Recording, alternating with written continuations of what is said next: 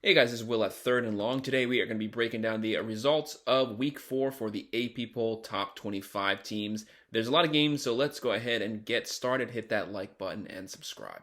The very first game that we'll be looking at was the number 1 Georgia Bulldogs versus the UAB Blazers. So Georgia won 49-21. This was a pretty decent win. So while the Blazers did get 21 points, Georgia had a lot of turnovers, so they played a pretty sloppy game, but this is probably the best game that Carson Beck has had. So he went 22 of 32, 338 yards, and 3 touchdowns. Really, the only thing that kept UAB in the game was Georgia did have 3 turnovers. They did have 1 pick and 2 fumbles. So Georgia let them back in the game, but still a very convincing win. I'm pretty hard on Georgia because the offense has looked pretty questionable. Although the rushing game still hasn't gotten going. So they only had 188 yards, but still a very good win versus a not so decent team. Next game we have was the number 2 Michigan Wolverines versus Rutgers. So Harbaugh was back finally for this game. We thought with Harbaugh coming back, Michigan's going to look a lot better on offense. That was not the case. Rutgers is a very tough team. They play very physical. They were definitely in that game first half, especially the first quarter, kept the game very close. Second half, Michigan started to pull away, but really the offense didn't look any better. Now, J.J. McCarthy did go 15-21, 214 yards, 1 touchdown. Blake Corum, 21 carries, 97 yards, and 2 touchdowns. Total stats. So Michigan only had 415 yards. Now, Rutgers is a very physical team. Michigan's defense did do what they do every week, but that offense really needs to get going because at some point they are going to face a team that can score, whether that's Ohio State, Penn State, or someone possibly in the playoffs. They need to get the offense going, but welcome back, Harbaugh. Game that we'll be looking at was the number 3 Texas Longhorns versus the Baylor Bears. So Texas did get the win 38-6. They pretty much looked pretty good this game. They did keep things very simple. Quinn Ewers goes 18 of 23, 293 yards, 1 touchdown. We haven't seen Manning play. Brooks has 18 carries, 106 yards, 2 touchdowns. Team looked very good on defense. Now, the Bears have a lot of issues. So the Longhorns had 503 total yards, Baylor 365 yards. What's going to happen to Dave Aranda? Pretty much things are going from bad to worse at this point. Baylor is 1-3 coming into conference play. It could end up just completely falling off the cliff here. They might not get a bowl game this year, potentially. So what's going to happen to his job security after the year? But very good win for Texas. They did play very solid on both sides of the ball. The next game that we'll be looking at was number 4 Florida State versus Clemson. This was a really good game. Clemson had beaten Florida State 7 straight years. Florida State gets the win in overtime, 31-24. Clemson had this game and they gave it back to the Seminoles, but the Seminoles took it. So it's not Florida State's fault that they were presented the opportunity by Clemson's mistakes. They took advantage of it. They got the win, and deservedly so. So Florida State's now 4-0. Clemson drops to 2-2. What is Dabo going to do this offseason? There's definitely some spots that he needs to fix, especially kicker. So Cade Klubnik does have a decent game, 25 of 38, 283 yards, 1 touchdown. Jordan Travis played pretty well, especially in the fourth quarter. He goes 21 of 37, 289 yards. So Clemson did shut down the running attack from Florida State. So Florida State total 311 yards, only 22 yards on the ground. Clemson played the better game, 429 yards, but at the end of the game, they could not kick a chip shot field goal. That's what did them in. Game went into overtime, and they lost. So when it mattered most, they took a step back. Florida State took a step forward. So congratulations to Florida State finally beating Clemson. Next game we had was the number 5 USC Trojans at Arizona State. USC got the win 42-28. So Caleb Williams did what Caleb Williams does. He goes 20 of 31, 322 yards, 3 touchdowns. Marshawn Lloyd, 14 carries, 154 yards. So the offense looked great. Now, the defense did give up some yards and some points this game. Now, the last 2 games, they had looked pretty solid, but I think they're kind of looking towards things down the road. So USC did have 535 yards of total offense. Arizona State had 353 yards, but they did score 28 points. So I wouldn't say that's the best defensive showing. Definitely have to tighten up there. But like I said, maybe they just caught looking forward, because they did look pretty solid the last 2 weeks. But they better tighten up, because the Pac-12 has a lot of good teams and a lot of good offenses. So they're definitely going to give them a run for their money. But USC does get the win, 42-28. Game we had coming up was number 6 Ohio State getting the win versus number 9 Notre Dame. So a top 10 matchup, and this really was the game of the weekend. So Ohio State gets the win 17-14, and this game literally went down to the last second. So Notre Dame had the game, but 2-minute drill, Kyle McCord takes the Buckeyes down the field, and they get a touchdown, leaving 1 second on the clock, basically, just for the kickoff. Now, this was kind of a throwback game. This kind of was reminiscent of 2010 Bama versus LSU type of game. Slow game, running game, line of scrimmage game, 3rd and 1, 4th and 1. They were slugging it out, really slow-paced game. I usually hate those type of games, but I found this game pretty interesting because it was actually really fun to watch. Both defenses were on that night. They both look good. Really hard-fought game and a really good win for the Buckeyes. So they did win the game fair and square. Kyle McCord, I've been pretty hard on him this year, but when it mattered most, 2-minute drill, he went down the field and they scored. So props to them. Notre Dame lost this game. They had the game at home and they lost it, but a very even game. So McCord, 21 of 37, 240 yards. Sam Hartman, 17 of 25, 175 yards. Total offense, they were both pretty much even there. So Buckeyes had 366, Notre Dame 351. Buckeyes got the win, hard-fought win, so congrats to them for that. We had was the number 24 Iowa Hawkeyes at number 7 Penn State. This game was a complete joke. I said that the Hawkeyes were going to get blown out. I don't remember what my projection was, but I want to say it was like 38-14 or 38-7. Iowa could not even muster that. So I have no pity on the Hawkeyes. They did not deserve to be ranked. I have been against them being ranked because they are garbage. Let's be honest. They have a top 5, top 10 defense every single year, and their offense lets this team down every year. Kirk Ferentz does not care about offense at all. Doesn't care. How do we know that? Because his son, Brian Ferentz, is still gainfully employed. As long as he is the offensive coordinator, this team will be garbage and has no business being ranked. I don't care how good the defense does. And that's a complete shame because that is a championship caliber defense every single year. But Kirk Ferentz will not fire his son under any circumstances. So, as is usual, Iowa gets shut out 31-0. Look at these stats. So, Cade McNamara, 5 of 14, 42 yards. That looks like a joke, but that actually happened. Drew Aller, 25 of 37, 166 yards, 4 touchdowns. Look at the team stats. This is just a complete disaster. Total yards, Iowa 76. How do you roll in there and get 76 yards? And Penn State 397 yards. So I feel bad for the Buckeyes. For the Hawkeyes, they did not deserve to be ranked. They don't deserve to get beaten like this, but that's on Kirk Ferentz for employing his son and them just failing to score 20 points every single game with only 76 yards this game. So may God have mercy on Brian Ferentz's soul. That's all I have to say on that game.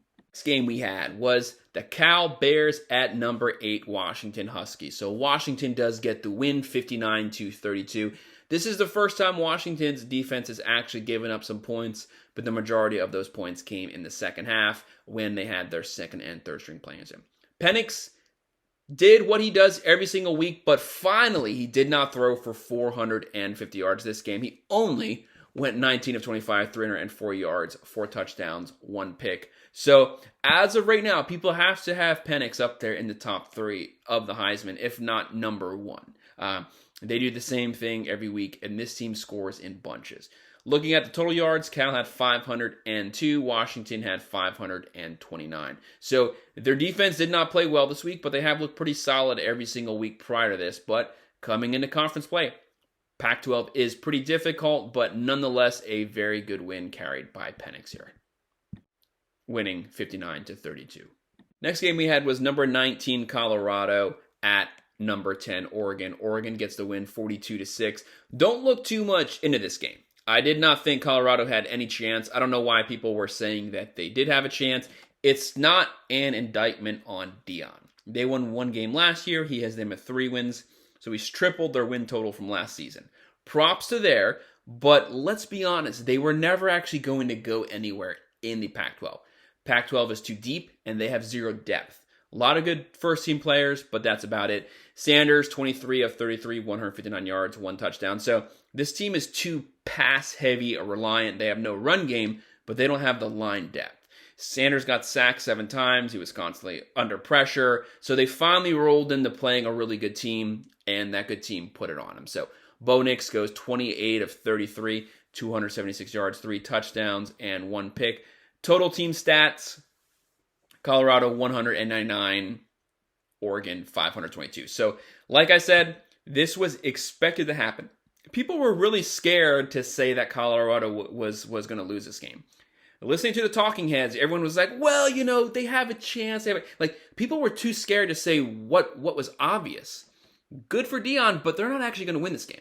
So I don't know why people were kind of walking on eggshells. It's like they were worried about getting called out by Deion Sanders. It was pretty awkward. They never had a chance, but they weren't expected to have a chance. That's what I didn't understand. Just because they lose to Oregon, it doesn't mean anything. They weren't supposed to beat Oregon this year. So props to Sanders for getting them to where they are, but good win for the Ducks, and they're going to get a lot of national praise for this. Next game we had was number 22 UCLA Bruins visiting number 11 Utah. So Utah, Cam Rising is still not playing. At this point, I don't know if he will be suiting up this season, but Utah gets the win 14-7. This was a typical Utah game. Very boring. Kyle Whittingham is a great coach, but gosh, this is just a horrible game to watch. So 14-7, the turnover that they ran back for a touchdown was pretty much what sealed the deal there.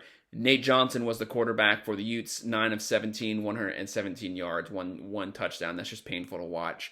Dante Moore, true 5-star freshman, 15 of 35, 234 yards. He did not have a bad game since he's a true freshman playing a really good defense. But congrats to the Utes for getting the win. Total yardage, the Bruins had 243 and Utah 219. God, that is awful. So they definitely need to get Cam Rising back, because once they get into some of those other Pac-12 games, they're going to have to be able to score more than 14 points. But nonetheless, a really good win there for Utah versus a very talented young Bruins team. Next game we had was Arkansas at LSU.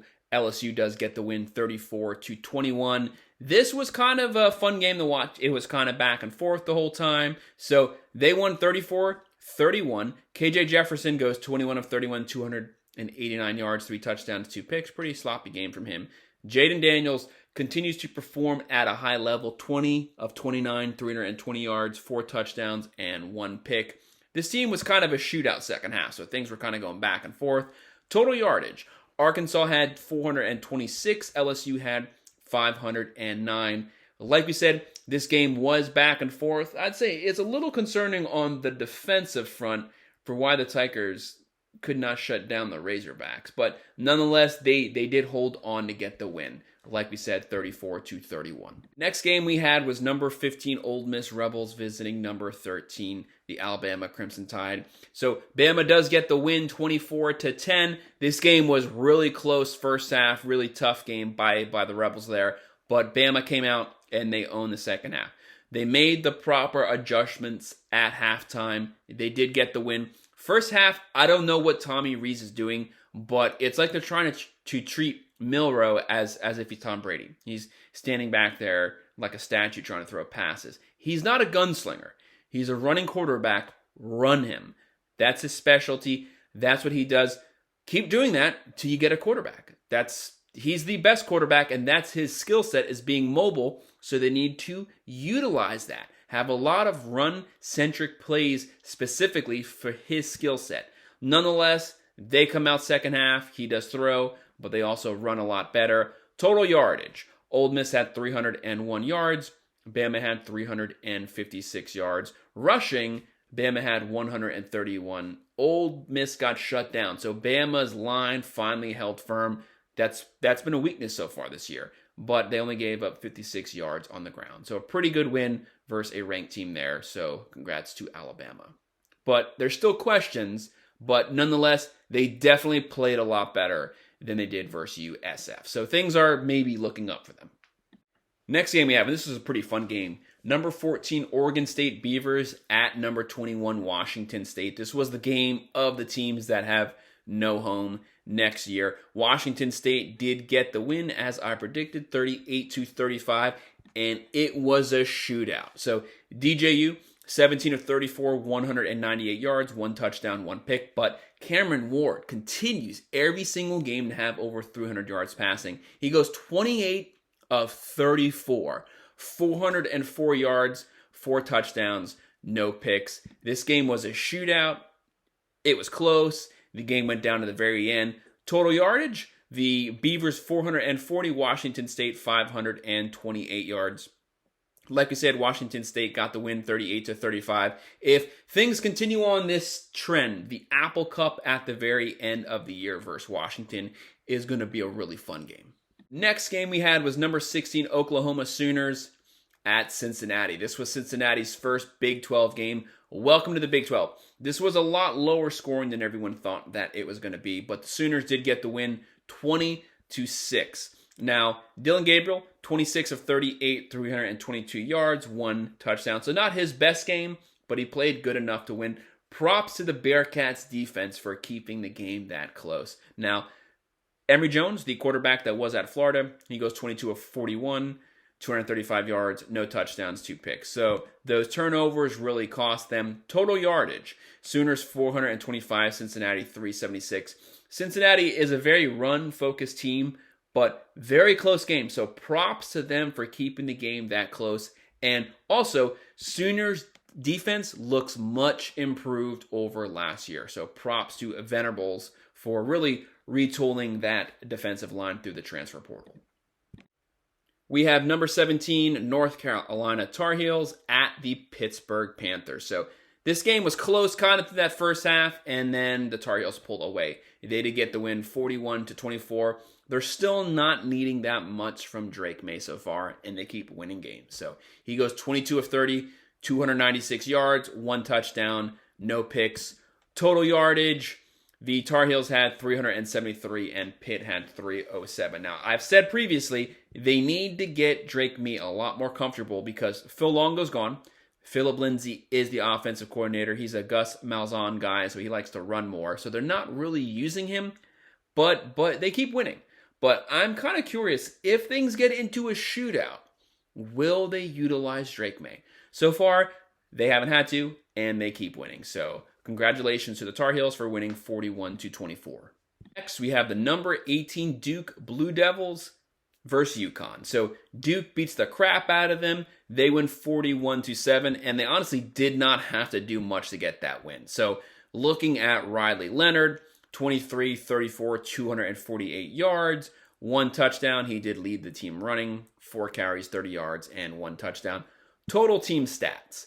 Looking at this, Duke had 322, UConn had 203. UConn is a god-awful team, so this isn't a good win, but the Duke defense continues to play well. It's just only 322 yards. That's the best that you can muster. Now, this is a run, defense-focused team with really good special teams, and they play off of a lot of turnovers, but 322 yards versus UConn, that's fine. You did get the win 41-7, but you're going to need more yards than that going into ACC conference play, especially when you play teams like Miami and stuff like that, teams that can push the ball down the field. But we will see. Good win for Duke so far at this point. Next, we have coming up, as I just mentioned, and also, by the way, Duke does have Notre Dame. So maybe they were just keeping things simple, trying not to get anyone hurt because they do have Notre Dame coming to visit next weekend. But anyways, next game, number 20, Miami at Temple. This was a rainy game, and Miami put it on them. A lot of people, for some reason, thought that this was kind of a slip game and that Miami might lose here. I don't know why, but Miami beat the crap out of them. So Miami wins 41-7. Tyler Van Dyke continues to be efficient. He goes 17 of 24, 220 yards, 3 touchdowns, no picks. Henry Parrish, 16 carries, 139 yards. Total team stats. Miami had 543. Temple had 279. The main thing that stands out to me is rushing. Temple had 11 yards. So Miami continues to shut down the run. Good for Mario Cristobal. Good job on his coordinator hires. This looks like a completely different team. Tyler Van Dyke is, as of right now, a under-the-radar Heisman contender. So very good performance from Miami. They were not sleeping going on the road. Now we're looking at UTSA visiting number 23, Tennessee. So Tennessee got things back on track. They did get the win 45-14. Joe Milton goes 18 of 31, 209 yards, 2 touchdowns, no picks. So he still has not been replaced as the starter, but he had a not good game, but a solid game. Basically, they were focusing on the ground game, and they definitely got that going. So total yardage, UTSA 319, the Volunteers 512, but 303 yards rushing. So Josh Heupel is obviously trying to keep the ball out of Joe Milton's hands and just focus on that run game. How long can you continue to do that? I don't know, but it did work this week. So good win for Tennessee. Finally getting things back on track after getting upset by Florida last week. The final game we have was Charlotte at number 25, Florida. How are they both 3-1? Florida just beat Tennessee. Florida's only loss is to number 11, Utah, and Florida's behind Tennessee. That makes absolutely no sense, but whatever. Florida does get the win 22-7. This was not a win I would be proud of. Billy Napier really needs to get the offense going because they're skating by. They should have beat this team 40-7. There's no reason why they should only have 22 points. To me, that's a disgrace, and I would not be happy about that at all. This is one of those wins that you kind of leave the game and you are thinking, what just happened? Because you didn't do anything. So total yardage here, Charlotte 133, so good defensive performance by Florida, but they only mustered 395 yards versus a 1-3 Charlotte team. So maybe they're keeping things simple, but that doesn't make sense. This is a home game. You've been failing to get 30 points. So you'd think you'd want to light it up to kind of get the offense going to get Graham Mertz comfortable, but they failed to do that. But they did get the win. They are 3-1.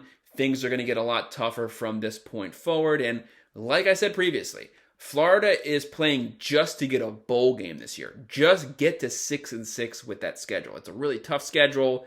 They just need 3 more wins. Does 3 of 8, can they do it? That's the question. So that's my breakdown of the AP Poll Top 25 reaction to the games that happened in Week 4. Hit that like button and subscribe. Thanks.